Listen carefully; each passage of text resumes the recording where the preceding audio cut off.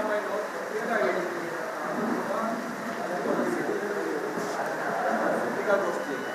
ಸುದ್ದಿಗೋಷ್ಠಿ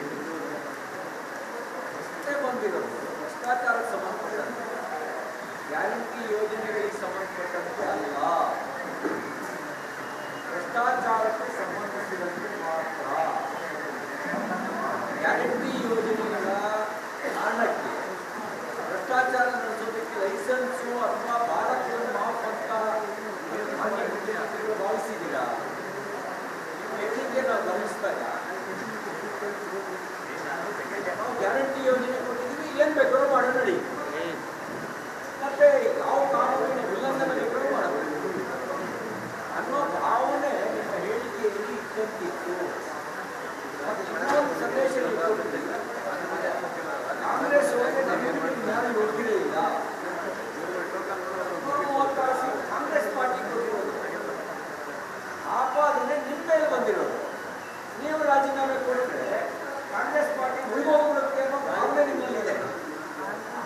ನೀವು ರಾಜೀನಾಮೆ ಕೊಟ್ಟರೆ ಕಾಂಗ್ರೆಸ್ ಪಾರ್ಟಿ ಉಳಿದುತ್ತಾ ಇರುವಾಗ ಕಾಂಗ್ರೆಸ್ ಪಾರ್ಟಿಯ ರಾಹುಲ್ ಗಾಂಧಿ ತೀರ್ಮಾನ ಮಾಡಬೇಕು.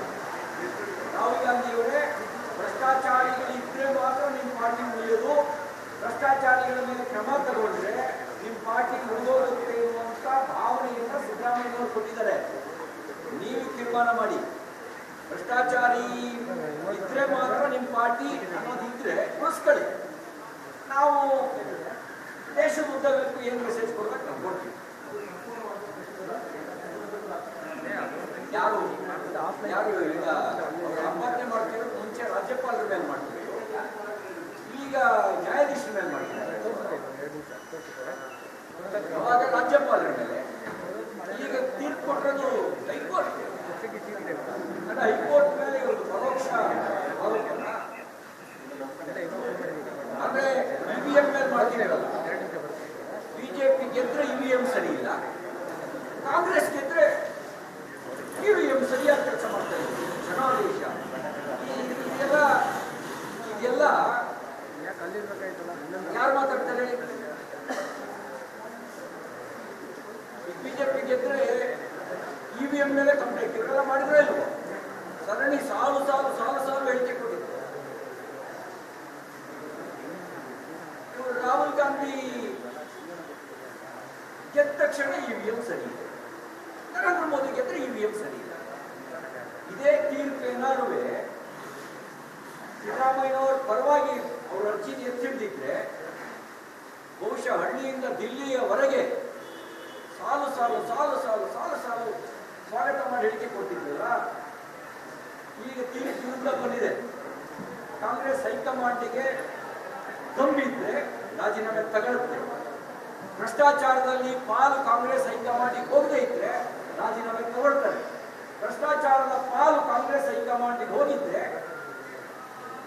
ಈಗೆಲ್ಲ ಈ ಸೀಟ್ಲೆಸ್ ಟ್ರಾಕ್ಸಿ ಎಲ್ಲ ಬರ್ತವಲ್ಲ, ಹಂಗೆ ನೇತೃತ್ವದಲ್ಲೂ ಕೂಡ ಆ ರೀತಿ ಸೀಟ್ಲೆಸ್ ಆಗಿದ್ರೆ ಇವರ ಬೆದರಿಕೆಗೆ ಅವ್ರು ಬದುಕ್ತಾರೆ ಅಷ್ಟೇ. ಅಲ್ಲ, ರಾಜೀನಾಮೆನೇ ಯಾಕೆ ಕೊಡಬೇಕು? ಕುಮಾರಸ್ವಾಮಿ ರಾಜೀನಾಮೆ ಕೊಡಲಿಲ್ಲ, ಆರೋಪ ಇಲ್ವಾ?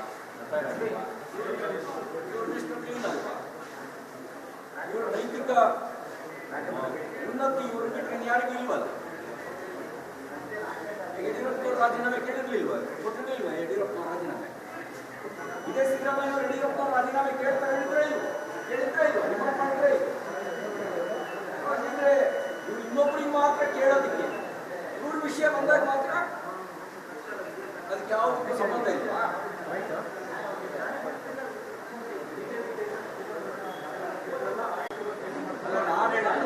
ಅಲ್ಲ, ನಾನು ಅವರಿಗೆ ಮುಖ್ಯಮಂತ್ರಿಗಳಿಗೆ ಕೇಳಕ್ಕೆ ಒಪ್ಕೊಂಡಿದ್ದೀನಿ. ಭ್ರಷ್ಟಾಚಾರ ಸಮರ್ಥನೆಗೆ ಬುದ್ಧಿವಂತಿಕೆಯನ್ನು ಬಳಸಬೇಕು. ನೀವು ಬುದ್ಧಿವಂತರು ನೋಡೋರು, ಅದು ಭ್ರಷ್ಟಾಚಾರದ ಸಮರ್ಥನೆಗೆ ಬುದ್ಧಿವಂತಿಕೆಯನ್ನು ಬಳಸಬೇಡಿ. ವಾಲ್ಮೀಕಿ ಹಗರಣ ಮಾಡೋದಕ್ಕೆ ಬಿಜೆಪಿ ಜೆಡಿಎಸ್ ತುಂಬ ಕೊಟ್ಟಿದ್ದ.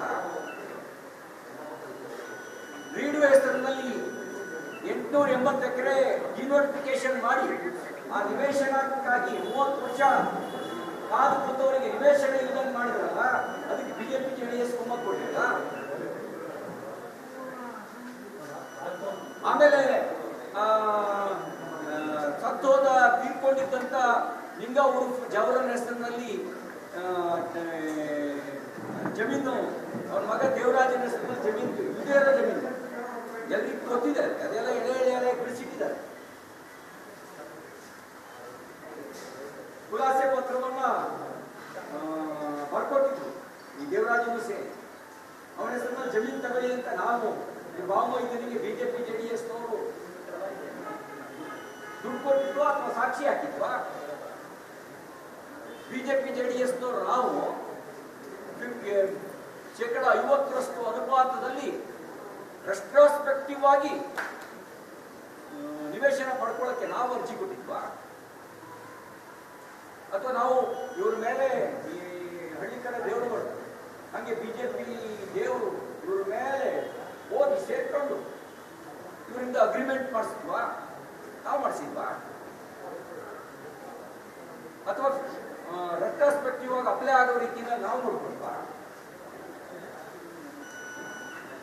ಬಿಜೆಪಿ ಜೆಡಿಎಸ್ ಸೇರಿ 2013 ಚುನಾವಣೆಯಲ್ಲಿ ಇವರು ಚುನಾವಣಾ ಆಯೋಗಕ್ಕೆ ಪ್ರಮಾಣ ಪತ್ರ ಸಂಸ್ಥೆಯಲ್ಲಿ ಮಾಹಿತಿ ಮುಚ್ಚಿಡಿ ಅಂತ ನಾವು ಹೇಳಿದ್ವಾ? ಬಿಜೆಪಿ ಜೆಡಿಎಸ್ ಕೈವಾಡ ನಮ್ಮ ಮಾಹಿತಿ ಮುಚ್ಚಿಡೋದು ಈ ನಮ್ಮ ಕೈವಾಡ.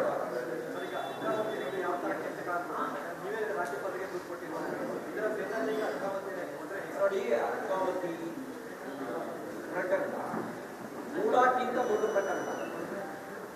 ಮೂಡಾದಲ್ಲಿ 14 ಸೈಟ್ ಪತ್ನಿ ಹೆಸರಿಗೆ ಕಳ್ಕೊಂಡದ್ದು ಮಾತ್ರ ಅಲ್ಲ, 1950-55 ಇಸ್ವಿನಲ್ಲಿ ಜಮೀನು ಕಳ್ಕೊಂಡಿದ್ದಾರೆ ಅಂತೆಲ್ಲ ಹೇಳಿ ನಕಲಿ ದಾಖಲೆಗಳನ್ನೆಲ್ಲ ಸೃಷ್ಟಿ ಮಾಡಿ ಸಾವಿರಾರು ಕೋಟಿ ರೂಪಾಯಿ ಹೊಂದಿದ್ದಾರೆ. ಬರೀ ಇವರು ಪತ್ನಿದು ಮಾತ್ರ ಅಲ್ಲ, ಇವ್ರದ್ದು ಗೇಟ್ವೆ ಇವ್ರನ್ನ ಬಳಸ್ಕೊಂಡು ಎಲ್ಲ ಮಾಡಿದ್ದಾರೆ. ಈಗ ಮುಖ್ಯಮಂತ್ರಿಯೇ ಅದರೊಳಗೆ ಇನ್ವಾಲ್ವ್ ಆದ್ಮೇಲೆ ಉಳಿದವ್ರು ಕೇಳೋರು ಯಾರು ಅನ್ನೋ ಧೈರ್ಯದಾಗ ಮಾಡಿದ್ದಾರೆ. ಅದೊಂದು ದೊಡ್ಡ ಪ್ರಕರಣ. ಆದರೆ ಇಲ್ಲಿ ಸಾವಿರಾರು ಜನರಿಗೆ ನಿವೇಶನ ಕೊಟ್ಟು ಸೇಲ್ ಡೀಡ್ ಆಗಿ ದುಡ್ಡು ಕಟ್ಸ್ಕೊಂಡು ಸೇಲ್ ಡೀಡ್ ಆಗಿ ಖಾತೆಯಾಗಿ ಕೆಲವರು ಮನೆಯೂ ಕಟ್ಟಿದ್ದಾರೆ. ಅದನ್ನು ಡಿನೋಟಿಫೈ ಮಾಡಿದ್ದಾರೆ. ಕೆಲವರಿಗೆ ನಿವೇಶನ ಹಂಚಿಕೆ ಆಗಿದೆ, ಹಂಚಿಕೆ ಪತ್ರ ಸಿಕ್ಕಿದೆ, ನಿಮ್ಗಿಂತ ನಿವೇಶನ ಅಂತ ಹೇಳಿ ದುಡ್ಡು ಕಟ್ಟಿದ್ದಾರೆ. ಸೇಲ್ ಡೀಡ್ ಆಗಕ್ಕೆ ಮುಂಚೆ ಡಿನೋಟಿಫಿಕೇಶನ್ ಮಾಡಿಬಿಟ್ಟಿದ್ದಾರೆ. ಮತ್ತು ಮಾನ್ಯ ಮುಖ್ಯಮಂತ್ರಿಗಳು ನಿನ್ನೆ ಮಾತಾಡ್ತಾ ಹೇಳ್ತಾರೆ ಕೇಶವನಾರಾಯಣ ಕಮಿಟಿ ಅದು ವರದಿ ಬರಲಿ ಅಂತ ಹೇಳಿ. ಕೇಶವನಾರಾಯಣ ಕಮಿಟಿ ನೇಮಕ ಆಗಿರೋ ಕಾರಣ ಏನು? ಅದಕ್ಕೂ ರೀಡಿಗೂ ಏನು ಸಂಬಂಧ? ಕೆಂಪಣ್ಣ ವರದಿ ಟೇಬಲ್ ಮಾಡೋದಕ್ಕೂ ಕೇಶವನಾರಾಯಣ ಸಮಿತಿಗೂ ಏನು ಸಂಬಂಧ ಇದೆ? ಕೇವಲ ಕೆಲಸ ಮಾಡಿದ್ದಾರೆ. ಏನು ಸಂಬಂಧ ಇದೆ ಹೇಳಿ? ಈಗ ಏನಾದರೂ ಕೇಶವನಾರಾಯಣ ಸಮಿತಿ ವರದಿ ಬರೋವರೆಗೂ ಆ ಕೇಶವನಾರಾಯಣ ಸಮಿತಿ ಕೇವಲ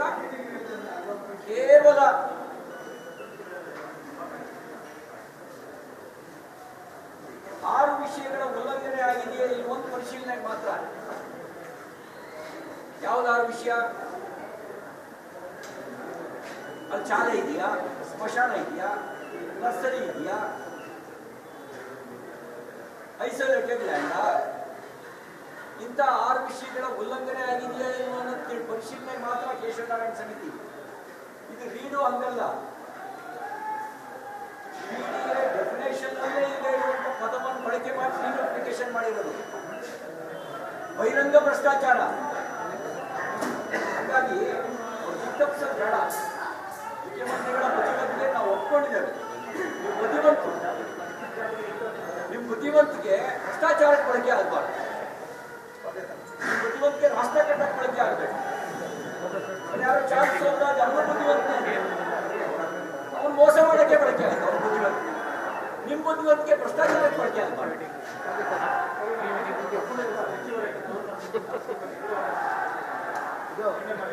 ಆಮೇಲೆ ಮಾತಾಡ್ತೀನಿ.